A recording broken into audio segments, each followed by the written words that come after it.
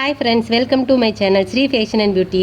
இன்றைக்கி நம்ம டுட்டோரியலில் button whole stitch எப்படி போடுறதுன்னு பார்க்கலாம். இது வந்துட்டு ஹாஃப் லோட் ஸ்டிச்சுன்னு சொல்லுவாங்க. இது பார்க்குறதுக்கு லீவ் ஸ்டிச் மாதிரி தான் இருக்கும், பட் ஆனால் கொஞ்சம் தான் டிஃப்ரெண்ட்டாக இருக்கும். ஸோ அதனால் இது போடுறது ரொம்ப ஈஸியும் கூட, கொஞ்சம் சீக்கிரமாக வேலையும் முடியும். சரி, இந்த ஸ்டிச் எப்படி போடுறதுன்னு சொல்லிட்டு பார்க்கலாங்களா? சரி வாங்க வீடியோக்குள்ளே போகலாம்.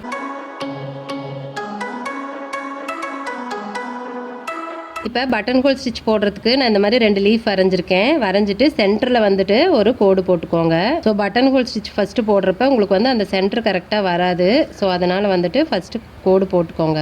இப்போ நார்மல் லீவ் ஸ்டிச்சுக்கு நம்ம வந்து எப்படி ஸ்டார்ட் பண்ணுறோமோ சேம் அதே மாதிரி ஸ்டார்ட் பண்ணிக்கலாம். ஸ்டார்ட் பண்ணிவிட்டு லீவ் ஸ்டிச்சுக்கு இந்த இடத்துல குத்திட்டு பக்கத்தில் ஒரு லாக் போடுவோம் இல்லைங்களா? பட்டன் ஹோல் ஸ்டிச் போடுறதுக்கு இந்த மாதிரி ஸ்டிச் போட்டுட்டு இப்படி மேலே இழுக்கக்கூடாது. ஸோ மேலே இழுத்திங்கன்னா நூல் இப்படி கீழே கொண்டு வரப்போ இந்த நூல் வந்துட்டு லாக் ஆகாது. ஸோ அதனால் இப்படி மேலே கொண்டுட்டு போகிறோம் இல்லைங்களா? மேலே கொண்டுட்டு போயிட்டு இப்படி குத்திட்டு ஊசியை வந்து நம்ம எடுக்கிறப்பவே இப்படி கீழே பார்த்து இழுத்துட்டு வர்றோம். ஸோ இப்படி இந்த மாதிரி இழுத்துட்டு வந்தீங்க அப்படின்னா பாருங்கள், இந்த நூல் வந்துட்டு இந்த இடத்துல லாக் ஆகிடுச்சு. ஸோ இந்த இடத்துல குத்திக்கலாம். இப்போ வந்துட்டு இதுக்கு வந்து 2 லாக் போட தேவையில்லை. நம்ம இந்த இடத்துல குத்தி எடுத்துகிட்டு மறுபடியும் இந்த இடத்துல ஒரு லாக் போடுவோம் இல்லைங்களா? ஸோ இது தேவையில்லை. இந்த நூலை வந்துட்டு இப்படி இழுத்துக்கோங்க, கொஞ்சம் லென்த்தாக இழுத்துட்டு அதுக்கப்புறம் இதுக்கு பக்கத்தில் இப்போ என்னாகும் அப்படின்னா இந்த இடத்துல நூல் மட்டும்தான் குத்தி குத்தி வரும். இப்போ பாருங்கள் இந்த மாதிரி. ஸோ இப்படி இழுக்கிறப்ப தான் இந்த நூல் வந்து டைட் ஆகும். இப்போ கீழே அந்த நடுக்கோட்டிலேயே கரெக்டாக கொண்டு வரணும். அப்போ என்னாகும்னா இந்த இடத்துல வர லாக் எல்லாம் ஒரே லைனாக வந்துட்டுருக்கும். ஸோ அதுக்காக தான் இப்போ இங்கே இழுத்துட்டு இந்த பக்கம். ஸோ அப்படி கீழே பார்த்த மாதிரி இழுத்திங்கன்னா இந்த இடத்துல லாக் விழுந்துடும். திரும்ப இப்படி கொஞ்சம் லென்த்தாக விட்டுட்டு அப்புறம் இந்த இடத்துல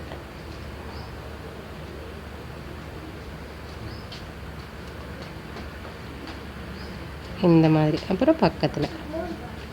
இதுதான் வந்துட்டு button whole stitch. Button whole அப்படின்னா ஒரு சைடு மட்டும்தான் லாக்கு விழுகும், இன்னொரு சைடில் வந்துட்டு குத்துன அந்த நூல் மட்டும்தான் இருக்கும், லாக் இருக்காது. ஸோ அதுதான் இதில் இருக்கிற வித்தியாசம். கிட்டத்தட்ட உங்களுக்கு வந்து லீவ் ஸ்டிச் போடுற மாதிரி தான்.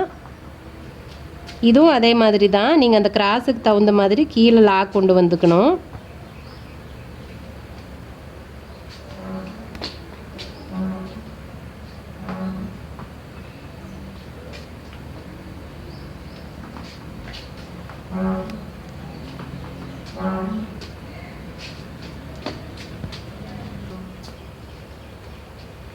இப்போ வந்துட்டு இதில் என்ன உங்களுக்கு வந்து சிரமம் இருக்கும், அதாவது லீவ் ஸ்டிச் போடுறதுக்கும் இந்த ஸ்டிச் போடுறதுக்கும் உங்களுக்கு என்ன சிரமம் இருக்கும் அப்படின்னா, இப்போ நீங்கள் வந்து லீவ் ஸ்டிச்சில் இந்த இடத்துல போட்டுட்டு இப்படி வந்து லாக் போட்டுருவீங்க. ஸோ ஏதாவது வந்து இங்கே நீங்கள் வந்து மிஸ்டேக் பண்ணிடுறீங்க அப்படின்னா ஈஸியாக வந்துட்டு இது இழுத்திங்கன்னா லாக் விட்டுரும். ஸோ இந்த ஸ்டிச் வந்து நல்லா லென்த்தாக இருக்கும், எடுத்துக்கிறதுக்கு ஈஸியாக இருக்கும். பட் ஆனால் பட்டன் ஹோல் ஸ்டிச் பொறுத்த வரைக்கும் இந்த ஒரே ஒரு லாக்கு தான். ஸோ நீங்கள் வந்துட்டு இப்படி நூலை எடுத்து விட்டீங்க அப்படின்னா அடியில் தான் நூல் போகும். இதை வந்து நீங்கள் இழுத்தீங்க அப்படின்னா ஸ்டிச் வந்து வேறு மாதிரி வந்துடும். ஸோ இதை விட்டுட்டு இப்போ பாருங்கள் இந்த இடத்துல வருது பார்த்தீங்களா லாக்கு? ஸோ இந்த லாக்கில் தான் வந்துட்டு இந்த நூலை எடுக்கணும் நீங்கள். அப்போ உங்களுக்கு இந்த இடத்துல வந்து அந்த லாக்குள்ளார ஊசி விட்டு எடுக்கிறது சிரமமாக இருக்கும். இது ஒன்று தான் எனக்கு தெரிஞ்சு இதில் இருக்கிற கஷ்டம். இந்த மாதிரி நூல் பிரிஞ்சு போகும். ஸோ நிறைய இதில் வந்து பிரச்சனை வரும். அதனால் முடிஞ்ச அளவுக்கு பட்டன் ஹோல் ஸ்டிச் போடுறப்ப மிஸ்டேக் வராமல் நீங்கள் போட்டுக்கிறது ரொம்ப நல்லது. உண்மை சொல்ல போனால் நானே அதிக பட்டன் ஹோல் ஸ்டிச் வந்துட்டு யூஸ் பண்ண மாட்டேன். எனக்கு வந்துட்டு பட்டன் ஹோல் ஸ்டிச்சை விட லீவ் ஸ்டிச் வந்துட்டு ரொம்ப ஈஸியாக இருக்கும். ஸோ அதனால் நான் அதை தான் போடுவேன். நமக்கு எது ஈஸியாக இருக்கோ அதை போட்டு போயிடலாம் இல்லைங்களா? ஸோ இதே தான் போடணும் அப்படிங்கிறது இல்லை. ஏன்னா மெயினாக பட்டன் ஹோல் வந்துட்டு எந்த இதில் போடுவோம் அப்படின்னா லீஃபில் போடுவோம், அதுக்கப்புறம் எல்லா பெட்டல்ஸில் ஏதோ ஃப்ளவர் பெட்டல்ஸ் எல்லாத்துலேயுமே போடுவோம். அப்புறமா பீகாக் ஃபெதர் இருக்குது இல்லைங்களா? ஸோ அதில் கூட போடுவோம். அதாவது பட்டன் ஹோல் ஸ்டிச் வந்துட்டு லீவ் ஸ்டிச் எங்கெல்லாம் போடுவோமோ சேம் அதே இடத்துல இதுவும் போடலாம். ஸோ அதனால் எனக்கு வந்துட்டு லீவ் ஸ்டிச் ஈஸியாக இருக்கிறதுனால நான் வந்துட்டு அதையவே போட்டுட்டு போயிடுவேன்.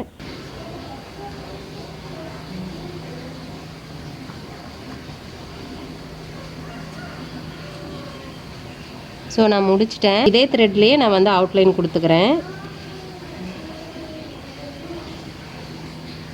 இப்போ உங்களுக்கு தெரிஞ்சிருக்கும்னு நினைக்கிறேன் பட்டன் ஹோல் ஸ்டிச்சுக்கும் லீவ் ஸ்டிச்சுக்கும் என்ன வித்தியாசம்னு சொல்லிட்டு.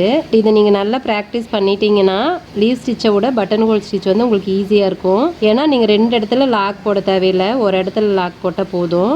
பாருங்கள், நான் அவுட்லைன் கொடுத்து முடிச்சுட்டு செல்ஃப் கலர்லேயே இப்போ தெரியுதுங்களா? பட்டன் ஹோல் ஸ்டிச்சில் பாருங்கள், இந்த இடத்துல ஃபுல்லாக அப்படியே அந்த நாட்டு விழுந்திருக்கு ஒரே லைனாக. இங்கே வந்துட்டு நாட்டு எதுவுமே இருக்காது, லாக் எதுவுமே இல்லாமல் அப்படியே வெறும் த்ரெட்டு மட்டும் இருக்கும். ஸோ இதுவும் வந்து ரொம்ப அழகாக இருக்கும். லீஃபில் வந்துட்டு இந்த இடத்துலையும் ஒரு லாக் இருக்கும், இந்த இடத்துலையும் ஒரு லாக் இருக்கும். ஸோ இதில் வந்துட்டு இந்த சென்டரில் மட்டும்தான்.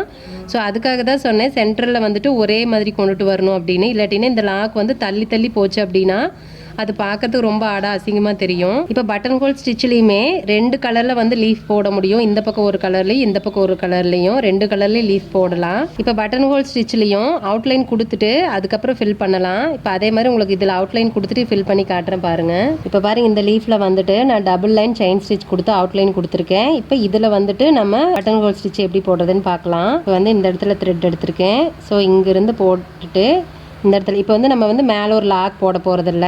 ஸோ அதனால் இந்த செயின் ஸ்டிச்சோட எண்ட்லேயே நீங்கள் வந்து குத்திக்கோங்க. குத்திட்டு பாருங்கள், கவனமாக ஊசியை குத்திட்டு இழுக்கிறப்பவே இப்படி தான் இழுக்கணும். நீங்கள் மேலே பார்த்து இழுத்துட்டிங்கன்னா கண்டிப்பாக இந்த லாக்கு விழுகாது. ஸோ பக்கத்தில் குத்திட்டு அதுக்கப்புறம் கொஞ்சம் லென்த்தாக, ரொம்ப லென்த் தேவையில்ல, கொஞ்சம் லென்த்தாக குத்திட்டு அதுக்கப்புறம் இங்கே படி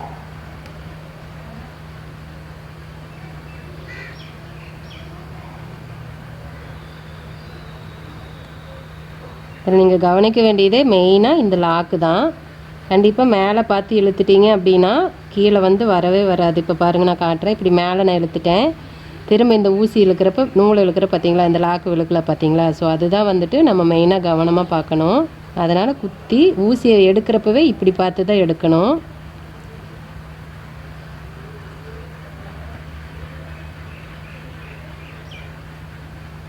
இந்த லாக் வந்து நல்லா டைட்டாக விழுகலை அப்படின்னாலும் அந்த இடத்துல தூக்கி தூக்கி வரும். ஸோ அசிங்கமாக இருக்கும்.